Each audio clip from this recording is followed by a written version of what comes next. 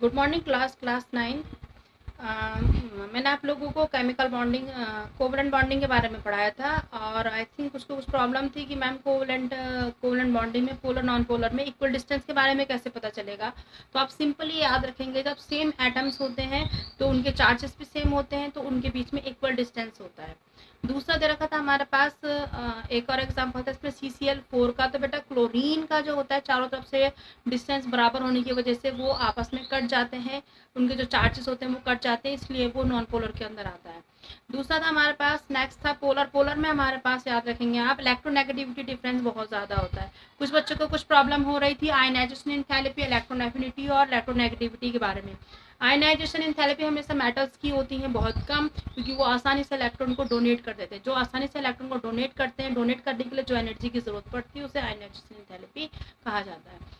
Next है electron affinity. जो electron को एक्सेप्ट करते हैं तो एक्सेप्ट करने की क्षमता नॉन मेटल के अंदर ज़्यादा होती है, तो इसलिए उनकी इलेक्ट्रॉन एफिनिटी बहुत ज़्यादा होती है। नेक्स्ट है इलेक्ट्रोनेगेटिविटी। वो एबिलिटी तो किसी इलेक्ट्रॉन को अपनी तरफ अट्रैक्ट करती है, उसे इलेक्ट्रोनेगेटिविटी कहा जाता है। यहाँ पे हमारे पास अगर मैं कंपेरिजन करूँ H और Cl के बीच में इलेक्ट्रोनेगेटिविटी डिफरेंस किसका ज़्यादा होगा, तो याद रखना जितने भी हेलोजन ग्रुप होते हैं, halogen group chlorine, bromine, iodine, fluorine वगैरह, इनकी इलेक्ट्रोनेगेटिविटी सब में ज़्यादा होती है। अगर मैं बात करती हूँ फ्लोरीन की, तो फ्लोरीन सबसे ज़्यादा इलेक्ट्रोनेगेटिविटी होती है उसकी, उसके बाद ऑक्सीजन एंड देन नाइट्रोजन। ठीक है, आज का जो टॉपिक है हमारे पास है वो कोऑर्डिनेट बॉन्ड का है। कोऑर्डिनेट बॉन्ड किसको कहा जाता है? कोऑर्डिनेट। तो कोऑर्डिनेट जो बॉन्ड है हमारे पास वो आयन और एटम्स के बीच में होने वाले बॉन्ड को कोऑर्डिनेट बॉन्ड कहा जाता है। ये तीसरा पॉइंट था। पहला पढ़ा था इलेक्ट्रोवैलेंट, सेकंड पढ़ा covalent, third point is your coordinate bond. इसके लिए नेसेसरी कंडीशन फर्स्ट वन होती है लोन पेयर का होना। ठीक है, लोन पेयर जिसके पास होगा वो ही अपने इलेक्ट्रॉन को डोनेट कर सकेगा, एटम्स को डोनेट कर सकेगा। जो ले रहा है यानी आयंस का होना, वो आयंस में कन्वर्ट होना चाहिए ताकि वो आसानी से ले सके। ये दो कंडीशंस होती है हमारे पास कोऑर्डिनेट बॉन्ड की। अब इसको एग्जांपल की फॉर्म में जरा हम समझ लेते हैं कैसे। देखो यहाँ पे हम कहते हैं अमोनिया, हम बनाते हैं NH4 पॉजिटिव। ठीक है, it is ammonium, it is ammonium. और अमोनियम जब हम बनाते हैं ये H पॉजिटिव, ये साइन आपका शो करता है कि ये कोऑर्डिनेट बॉन्ड है। और उसके लिए हम इस तरीके से एरो बना करके भी हम बनाते हैं। वरना पता कैसे चलेगा, क्योंकि ये भी शेयरिंग कर रहा है, कोवलेंट भी शेयरिंग करते हैं, तो ये डिफरेंस हो जाता है। जिस पे एरो लगा है वो आपका कोऑर्डिनेट बॉन्ड को शो कर रहा है। पहले मैं अमोनिया का स्ट्रक्चर बनाती हूँ। नाइट्रोजन, नाइट्रोजन की वैलेंसी बोलेंगे लुईस के हिसाब से, तो ये हो जाती है 1 2 3 4 5। ये हाइड्रोजन के साथ रिएक्शन हुई, ये हाइड्रोजन के साथ रिएक्शन हुई, ये हाइड्रोजन के साथ रिएक्शन हुई और इससे बनाया अमोनिया। लेकिन अभी भी इसके पास ये जो बच रहे हैं, जो शेयरिंग में बच रहे हैं, ये वाले इनको कहा जाता है लोन पेयर। यानी ये रिएक्शन तो कंप्लीट हो गई है लेकिन फिर भी ये लोन पेयर अभी भी रिएक्शन में पार्टिसिपेट नहीं कर रहा है, that is a lone pair. अब ये लोन पेयर क्या करता है, एक H पॉजिटिव हाइड्रोजन के साथ क्या करता है, डोनेट कर देता है नाइट्रोजन अपने इलेक्ट्रॉन को और इसके साथ रिएक्शन कर देता है और बना देता है अमोनियम आयन की फॉर्मेशन कर देता है। ठीक है बेटा, एज सिंपल एज। तो इसको हम लोग क्या कहते हैं, कोऑर्डिनेट बॉन्ड कहते हैं। आपके पास स्ट्रक्चर बनाने के लिए तो स्ट्रक्चर जरूर देख लेना, इसका बुक में दिया हुआ है। दूसरा एक और एग्जाम्पल, जो डोनेट कर रहा है उसे डोनर कहते हैं और जो ले रहा है उसे एक्सेप्टर कहा जाता है। ठीक है, यहाँ पे अमोनिया, इनके बीच में देखो इसको मैं वाटर की फॉर्म में समझा देती हूँ।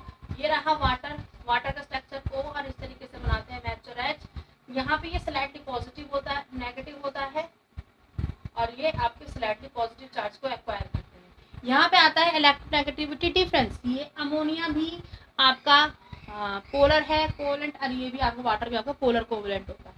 अब ये जो नेगेटिव साइन शो कर रहा है इलेक्ट्रोनेगेटिविटी का, इतनी ज़्यादा इलेक्ट्रोनेगेटिविटी होती है, ये आपका इन दोनों पे चार्ज एक्वायर करवाते हैं पॉजिटिव, जिसकी वजह से ये आपके पॉजिटिव नेगेटिव दो पार्ट में टूट जाते हैं और इसी पॉजिटिव नेगेटिव को हम लोग डायपोल का नाम देते हैं। और यही डायपोल आपका क्या करता है, टूटता है और जाके नेक्स्ट यानी कि हाइड्रोजन आयन की फॉर्मेशन करता है। अब ये बना रहे हैं हम यहाँ पे H3O पॉजिटिव। तो अब क्या है, इस पे हमारे पास दो लोन पेयर बाकी होते हैं। तो ये जो दो लोन पेयर बाकी हैं ये H के साथ रिएक्शन करते हैं और बना देते हैं हाइड्रोजन आयन की फॉर्मेशन करते हैं। ठीक है, इसके बाद हमारे पास एक और है, हमारे पास OH नेगेटिव। ये रहा आपका वाटर, वाटर ने जब बना दिया हाइड्रोनियम आयन तो अब क्या बचा रह गया, इसके पास OH नेगेटिव आयन बचा रह जाता है, तो ये बनता है आपके पास हाइड्रोक्सिल आयन की फॉर्मेशन होता है। नेक्स्ट दे रखा है आपके पास self self ionization, self ionization of water, यानी कि आयंस का पानी का खुद आयंस में टूटना, पानी किस तरीके से सेल्फ आयनाइज होता है, तो उसको यहाँ पे हम लोग देख लेंगे। जरा इरेज करते हैं थोड़ा सा।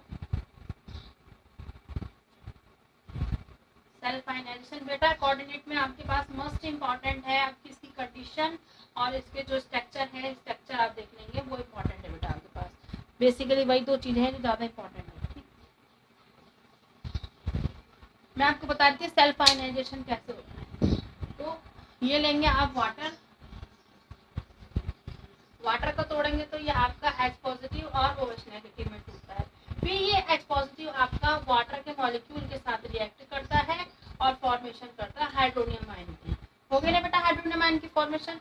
देखो एक ये बना और एक ये बना, तो H पॉजिटिव नेगेटिव में जब टूटते हैं तो इन्हीं को सेल्फ आयनाइजेशन कहा जाता है। आप इसको ऐसे लिख सकते हैं शॉर्ट में कि वाटर जब वाटर मॉलिक्यूल के साथ मिलता है तो ये हाइड्रोनियम आयन की फॉर्मेशन करता है और साथ में OH नेगेटिव हाइड्रोक्सिल आयन की फॉर्मेशन करता है और इसी को सेल्फ आयनाइजेशन कहा जाता है। ठीक है बेटा, और इसका ये ऊपर एक स्ट्रक्चर और दे रखा बना के इस तरीके से H,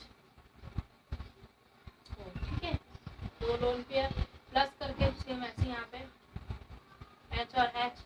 अब ये हाइड्रोनियम आयन बना देते हैं इसका स्ट्रक्चर, तो ये हो जाएगा हमारे पास O, ये दो बॉन्ड तो HH की हो गई, ये अल्टरनेटिव बॉन्ड हो जाती है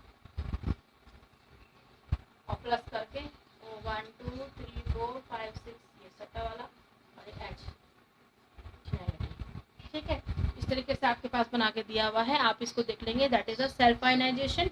और यहाँ पे चैप्टर आपका कंप्लीट होता है। अगर किसी को कोई प्रॉब्लम है तो वो पूछ सकता है। मैंने इसको शॉर्ट में इसलिए पढ़ाया क्योंकि इसमें से इतना ही इंपॉर्टेंट है बेटा। ठीक है, अब बाकी आप लोग देखने में दो ही चीजें दिए गई, इसमें हाइड्रोक्सिल आयन दे रखा है, अमोनियम आयन दे रखा है और आपका सेल्फ आयनाइजेशन दे रखा था। तो ये टॉपिक यहाँ पे कोऑर्डिनेशन खत्म होता है, कोऑर्डिनेट बॉन्ड खत्म होती है। अगर किसी को कोई प्रॉब्लम है, कुछ समझने कुछ भी चीज़ समझने में प्रॉब्लम हो रही है तो आप मुझसे पूछ सकते हैं, व्हाट्सएप में पूछ सकते हैं, मैं आंसर दे ही रही हूँ और आई होप आपको समझ में आ भी रहा होगा। ये रहा आपके पास, मैंने आपको फिर से रिपीट कर दूं, केमिकल बॉन्डिंग चैप्टर चल रहा था, हम इसमें पढ़ रहे थे कि केमिकल बॉन्डिंग होती क्यों है। केमिकल बॉन्डिंग होती है ऑक्टेट कंप्लीट करने के लिए, अपने आप को स्टेबल करने के लिए 3 कंडीशंस होती है, पहला इलेक्ट्रोवेलेंट, कोवेलेंट और नेक्स्ट हमारे पास कोऑर्डिनेट में आपको पढ़ा चुकी हूँ। तो ये तीनों आप एक बार देख लेंगे, रिवाइज कर लेंगे। अगर कोई प्रॉब्लम होती है तो मुझे बताएं, एक्सरसाइज के क्वेश्चंस करें और इन्फॉर्म करेंगे मैम को ये कुछ प्रॉब्लम है। ओके बेटा, आज के लिए इतने काफ़ी है। अगर आप मुझे एक्सरसाइज कंप्लीट कर ले पूछ ले, मुझे लगता है सब कुछ आ रहा है इसलिए कोई कुछ पूछ भी नहीं रहा है, या आप लॉकडाउन को इस तरीके से मज़ा ले रहे हैं कि हो जाएगा, कर लेंगे, बाद में कर लेंगे, तो बात तो कभी नहीं आए बेटा। 10 का बोर्ड है आप लोगों का, SSC के एग्ज़ाम भी होंगे जो अभी पोस्टपोन हुए हैं, मैक्सिमम चांसेस हैं उनके होने के। जब वो होंगे तो आपके पेपर भी होंगे बेटा, तो इसलिए आप बोर्ड की तरीके से होने हैं, तो आपको लॉस हो रहा है, लॉकडाउन की वजह से फ़ायदा नहीं हो रहा है। तो प्लीज़ आप लोग जो है स्टडी को पैटर्न की तरीके से टाइम टेबल बनाकर पढ़ें कि हमको आज केमिस्ट्री, फिजिक्स, मैथ्स, बायो इस तरीके से पढ़ना है, सभी सब्जेक्ट को कंसिडर करना है, तभी जाके कंप्लीट होगा। तो प्लीज़ थोड़ा पढ़ते रहें। अब मुझे इन्फॉर्म करते रहें कि मैम हम लोगों ने पढ़ लिया है, एक एक्सरसाइज हो गई, ये क्वेश्चन नहीं आ रहा है, टॉपिक समझ में नहीं आया है, तो मैं उसे और थोड़ा समझा दूँगी नेक्स्ट वीडियो में। ओके बेटा।